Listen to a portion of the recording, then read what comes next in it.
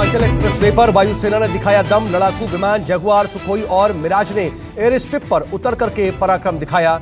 Sukhoi और Jaguar विमान expressway पर टचडाउन के बाद फिर उड़े।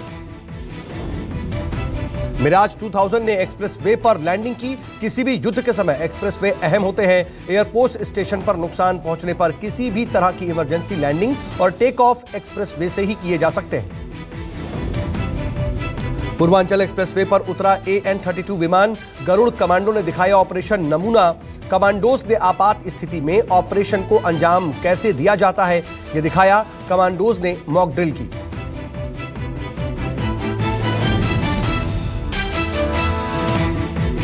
एक्सप्रेसवे पर वायुसेना ने एयर शो किया। पूर्वांचल एक्सप्रेसवे पर एयर स्ट्रिप बनाई गई। जगुआर विमान ने टच एंड गो ऑपरेशन प्रदर्शित किया, तो सुखोई 30 ने आसमान में करतब दिखाया।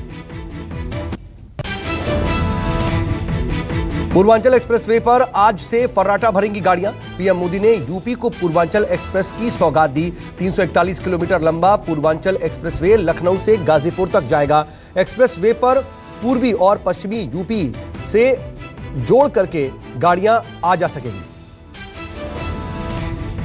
पूर्वांचल एक्सप्रेसवे के उद्घाटन समारोह में अखिलेश पर बरसे पीएम मोदी। मेरे साथ खड़े होने से भी डरते थे अखिलेश यादव। पीएम का विपक्ष पर वार। दिल्ली और लखनऊ दोनों ही जगहों पर परिवारवादियों का ही दबदबा रहा। परिवारवादियों की पार्टनरशिप ने यूपी के विकास को कुचलता।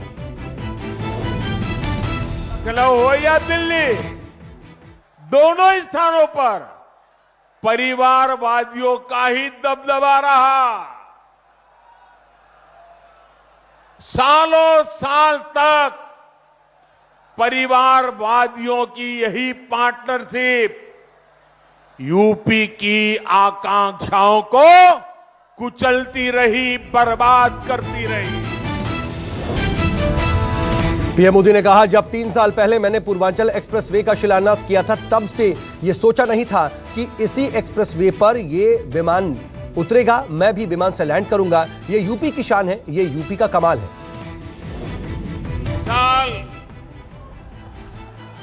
पहले मैंने पूर्वांचल एक्सप्रेसवे का शिलान्यास किया था, तो ये नहीं सोचा था कि एक दिन उसी एक्सप्रेसवे पर विमान से मैं खुद उतरूंगा।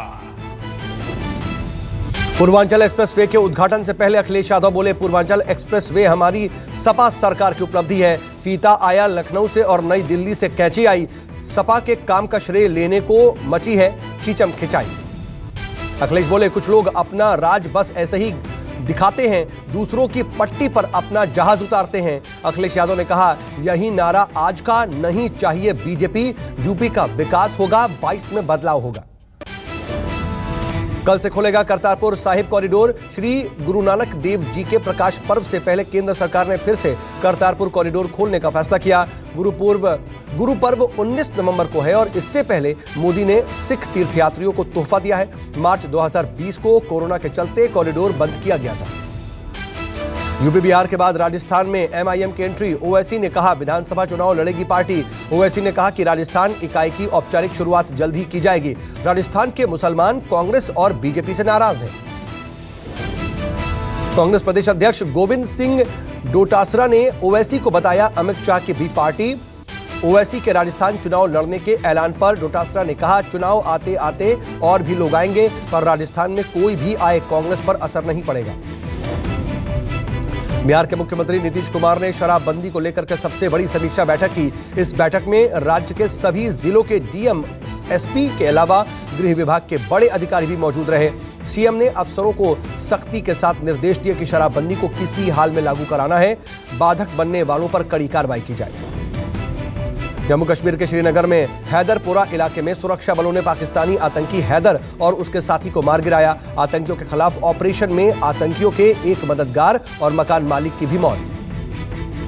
जम्मू कश्मीर के IG विजय कुमार के मुताबिक आतंकियों ने मकान में एडवांस सुविधाओं से लैस ठिकाना बनाया हुआ था। कॉल सेंटर की आड़ में आतंकियों को पनाह दी गई थी। मुदस्सर गुल कॉल सेंटर के जरिए देश विदेश में बैठे आतंकी संगठनों से संपर्क में था। अनऑथराइज्ड कॉल सेंटर चला रहा था और उसमें मिलिटेंट्स का एक कमरा में हाइडआउट था जिसमें बहुत सारे सामान मिला है। एक कॉल सेंटर है जिसमें 6 केबिन है, उसमें 6 कंप्यूटर्स था, 6 CPU थे, BOP इन्वेलर था और USA का उसमें बहुत सारे मैप था। सुप्रीम कोर्ट के आदेश पर हुई राज्यों की बैठक। दिल्ली सरकार ने यूपी, पंजाब और हरियाणा के साथ मीटिंग में NCR में वर्क फ्रॉम होम लागू करने का प्रस्ताव रखा है। इसके साथ ही कंस्ट्रक्शन एक्टिविटी को रोकने और इंडस्ट्री को बंद करने की भी मांग की है। तरफ से हम लोगों ने प्रस्ताव रखा है दिल्ली NCR सभी जगह वर्क फ्रॉम होम को लागू किया जाए। दिल्ली के अंदर जो कंस्ट्रक्शन वर्क है उसे बंद किया जाए और साथ साथ उसे NCR में भी लागू किया जाए। दिल्ली के प्रदूषण पर केंद्र सरकार की अहम बैठक को लेकर के केंद्रीय मंत्री अश्विनी चौबे ने दिल्ली सरकार पर निशाना साधा। कहा, पराली की समस्या बता करके कुछ लोग अपनी गलतियां छिपाते हैं। कल सुप्रीम कोर्ट में बताया गया था कि प्रदूषण में सिर्फ 10% ही पराली की जिम्मेदारी है। कमी कभी होती है तो दूसरों की कमी को लोग उजागर करते हैं। केवल पराली ही इसकी जिम्मेवारी नहीं होती है और इस बात को सुप्रीम कोर्ट ने भी कहा और मैं भी इस बात को गंभीरता से कह सकता हूं। तमाम कोशिशों के बावजूद दिल्ली NCR में अब भी प्रदूषण का कहर। दिल्ली की हवा आज भी जहरीली। एक बार फिर दिल्ली की हवा गंभीर स्थिति में पहुंची। गाजियाबाद की हवा बेहद खराब श्रेणी में। प्रदूषण वाले 27 शहरों में 22 दिल्ली NCR के हैं। कोरोना पर गुड न्यूज। करीब 8 महीने बाद पिछले 24 घंटे में 10,000 से कम कोरोना के मामले सामने आए। 24 घंटे में 8,865 कोरोना मरीजों की पुष्टि, 197 कोरोना संक्रमितों की मौत। 20 महीने बाद पश्चिम बंगाल में आज से क्लास 9 से 12वीं तक के स्कूल खुले। स्कूल में कोविड गाइडलाइंस का सख्ती से पालन किया जा रहा है।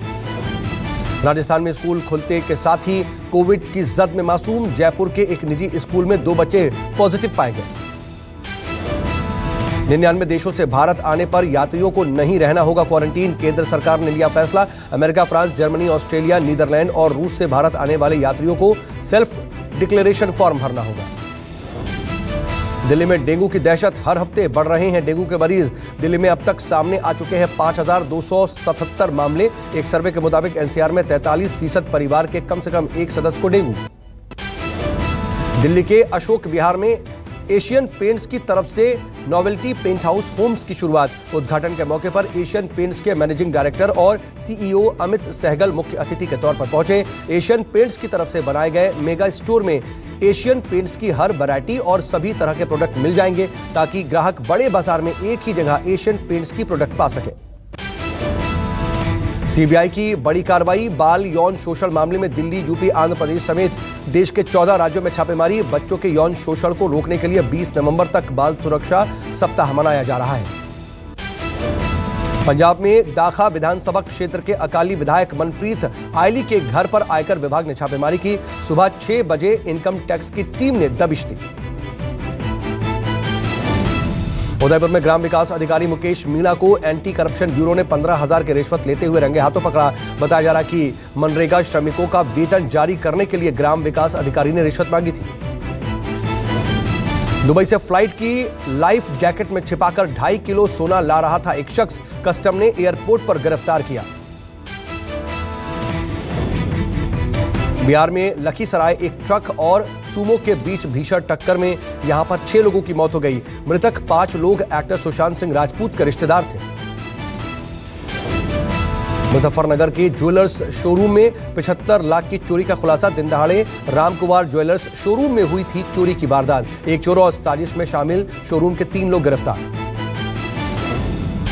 यूपी के झांसी में लालच के चक्कर में युवा बने साइबर अपराधी। झांसी की पुलिस ने 7 साइबर आरोपियों को गिरफ्तार किया। इंग्लैंड के लिवरपूल में चलती कार में भयंकर धमाका हुआ। विस्फोट के तुरंत बाद कार चालक को गाड़ी से बाहर निकाला गया। देखते ही देखते कार पूरी तरह से आग की चपेट में आ गई। चीन में कोरोना की एक और लहर से खौफ। यूनिवर्सिटी कैंपस को सील करने के साथ 1500 छात्रों को आइसोलेट किया गया। चीन सीमाएं अभी भी लॉक हैं। 28 दिनों में कोरोना संक्रमितों का कुल मामला 1280 सामने आया है। मेरठ शहर में बाढ़ बारिश से हाहाकार। जगह जगह पर पानी भर जाने की वजह से लोगों को काफी दिक्कतों का सामना करना पड़ रहा है। सरकार ने शहर को खाली करने के भी आदेश दिए हैं।